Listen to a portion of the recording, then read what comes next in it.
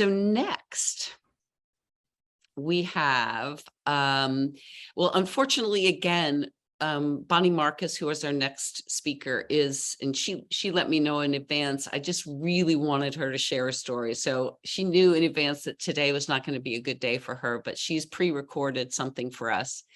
She you'll hear it in her voice and in her message, but her third act bumper sticker would read, "Not done yet." And what a perfect person to follow, Danielle. Bonnie, I'll tell you a little bit about her. She's an author, a podcast host, an executive coach, and an expert and pioneer trailblazer, along with Nancy Schenker, who's here today, and others in the area of gendered ageism. She's an award-winning entrepreneur, a contributing writer to Forbes. She helps professional women navigate the workplace and position and promote themselves to keep their careers on track and advanced, not just to stay employed, but to stay engaged and contributing. She's a leading expert in gendered ageism. Her latest book is called Not Done Yet: How Women Over 50 Regain Their Confidence and Claim Their Workplace Power. She shines a light on this issue and gives women the tools and the voice to defy ageist assumptions. She has global speaking engagements, live workshops, she blogs, and her podcast is quite popular. A number of the storytellers have been on this podcast with Bonnie. It's called Badass Women at Any Age. Love that title. Her first book was called The Politics of Promotion: How High Achieving Women Get Ahead and Stay Ahead. Bonnie has been honored many times by global gurus as one of the top 30 executive coaches. And here we go. Hi, my story starts with a young girl, a very precocious young girl who desperately wanted to be a ballerina and was totally immersed in the fairy tale life and the fairy tale messages that I got.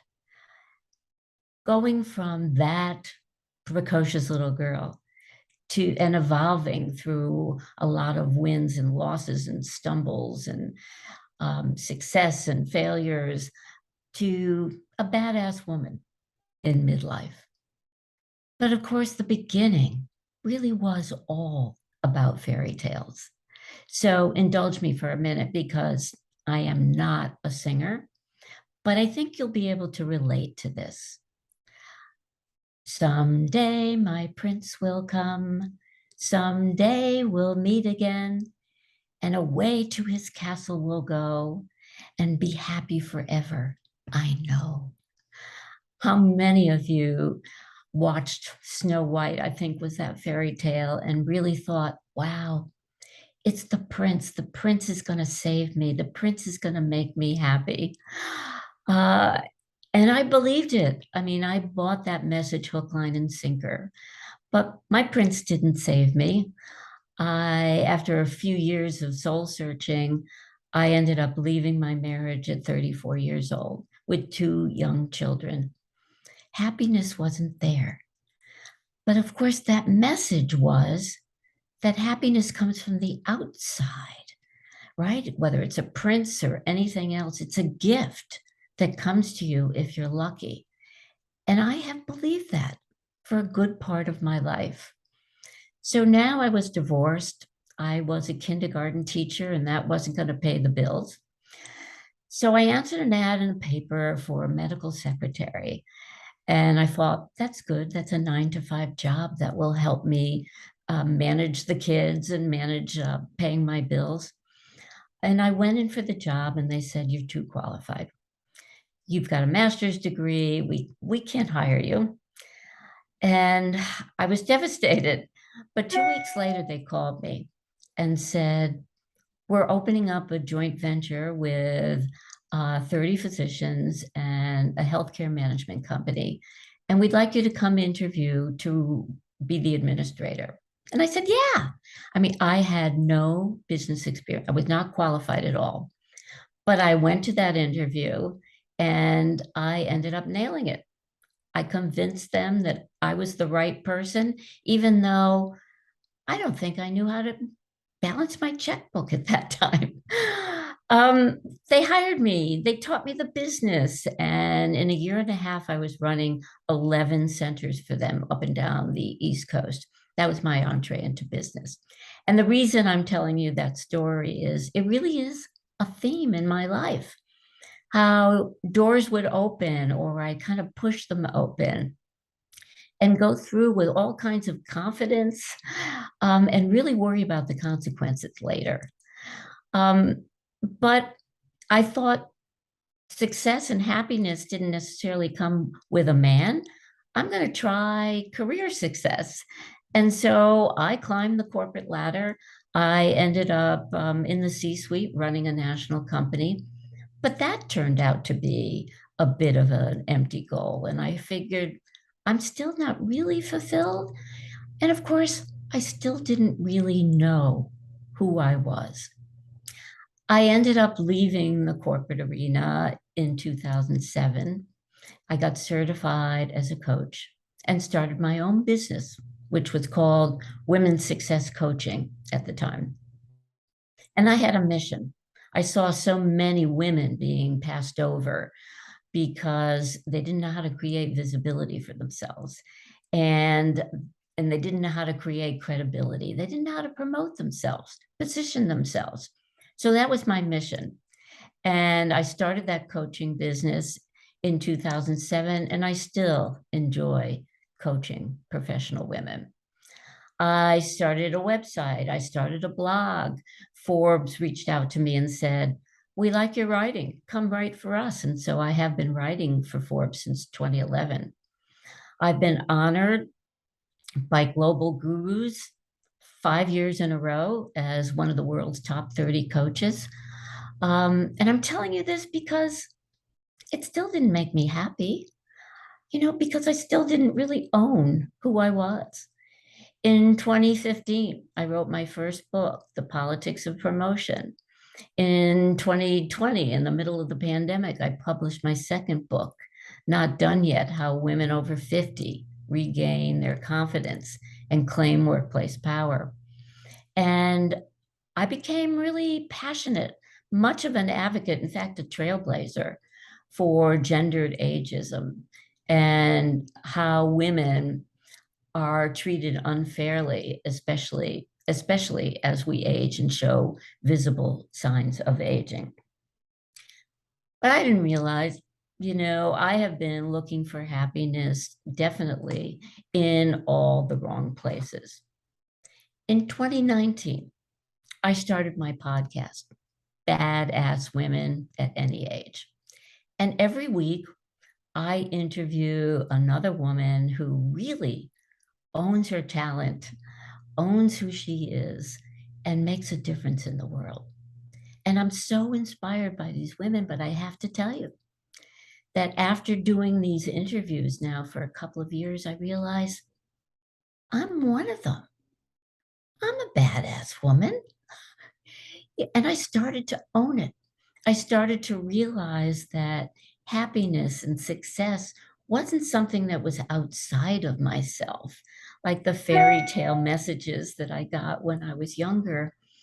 It's all about owning who you are. It's a spiritual path.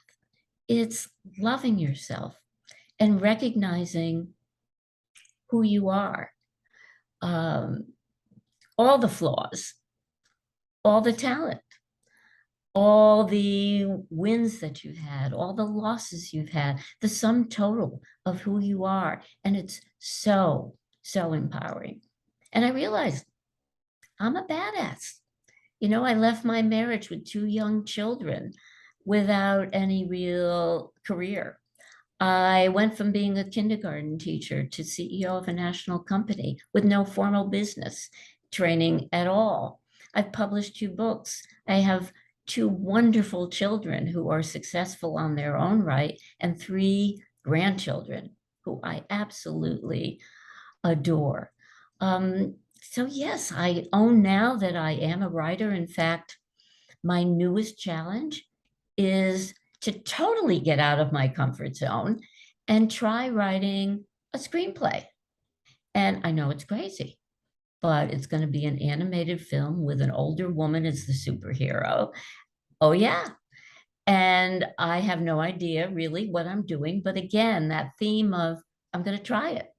I'm just going to try it and do the best that I can and see what happens. So now, with the wisdom of with that comes with years of experience, I understand that it's not the prince, it's not the career, it's not the castle, it's not the big bank account. It comes with loving yourself and owning who you are.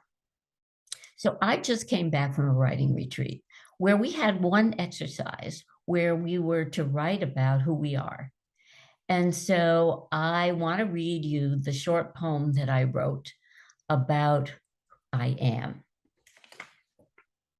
And I have to put this on first, and you'll get it. I am the pleaser and teaser, the good girl with secrets, driven by desire, ambition, slowed by voices of caution and doubt. I am joy, the forever dancer, in tune with the sounds of waves that crash against the rocks with abandon, twirling and jumping to my own heartbeat. I am Mima, spinning fantasy, looking for monsters under the bed.